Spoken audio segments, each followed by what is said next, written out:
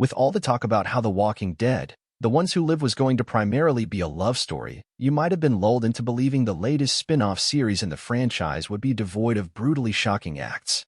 Those beliefs were dispelled just minutes into the very first episode.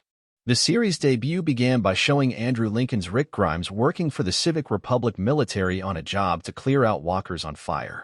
The captive Rick was tethered by his wrist to a solitaire so he could not escape, but that soldier did not realize he was dealing a guy who would literally chop off his own wrist to get free, which is exactly what Rick did. Not only did Rick chop his left hand off, proclaiming this is how before swinging the axe, but he then cauterized the wound in the flames of a dead zombie while attempting to make his escape. Alas, it was all for naught as Rick was then recaptured.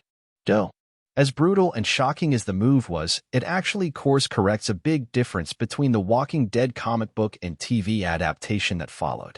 In the comic book, Rick lost his hand very early on. It was chopped off by the governor, played on TV by David Morrissey, in issue 28 after Rick refused to answer questions while being interrogated. Had the show followed suit, TV Rick would have lost his hand around season 3 of the original series. According to showrunner Scott M. Gimple, the push to finally start separating Rick Grimes from his limbs came from the man playing him.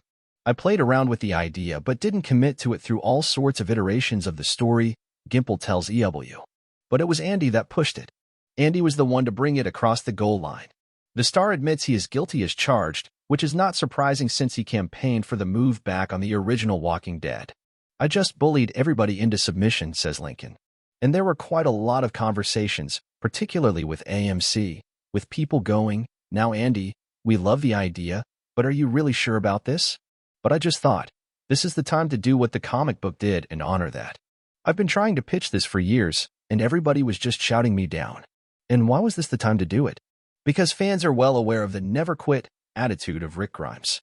We had to explain why Rick had never returned, says Lincoln.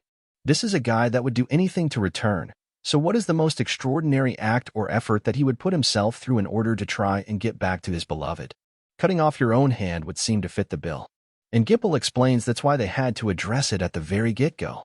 The reason it's at the start of the story is that this is Rick Grimes, says the showrunner. So why hasn't he escaped? This is a guy who will do anything. But what happens when you do anything and you still don't win? And he doesn't even give up after that.